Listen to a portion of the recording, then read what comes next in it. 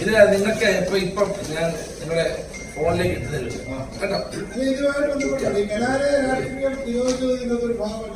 അല്ല അതൊന്നും ഞാൻ പറയുന്നില്ല. കലാലയ രാഷ്ട്രീയത്തിലൂടെ വന്നവരാ ഞാൻ പറഞ്ഞു, അതൊന്നും നിഷേധിക്കണമെന്ന് പറയുന്നില്ല. പക്ഷെ ഈ ഗുണ്ടായിസം, ഈ ഗുണ്ടകളെ പോറ്റി വളർത്തുന്ന നടപടി CPM അവസാനിപ്പിച്ചാൽ മതി.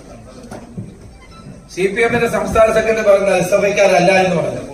പിന്നെ ആരാണ് ഏത് പോലീസായിരുന്നു ഇവിടെ അന്വേഷിക്കാൻ പോകുന്നത്? വാസ്തവം പറഞ്ഞു SFIക്കാരല്ല എന്ന്. ഇന്ന് മാധ്യമങ്ങളിൽ പറഞ്ഞിട്ടുണ്ട് SFIക്കാർ തന്നെയാണ് ചെയ്തിട്ടുള്ളതെന്ന്. അപ്പോൾ പോലീസ് അന്വേഷണം ഒരിക്കലും നീതിപൂർവമായിരിക്കില്ല എന്നുള്ളതിന്റെ ഏറ്റവും വലിയ ഉദാഹരണമല്ലേ? സംസ്ഥാനം ഭരിക്കുന്ന പാർട്ടിയുടെ സെക്രട്ടറിയും ജില്ലയിലുള്ള വാസവൻ മന്ത്രിയും പറഞ്ഞാൽ പിന്നെ ഏത് പോലീസാണ് അന്വേഷിക്കാൻ പോകുന്നത് സത്യസന്ധമായി?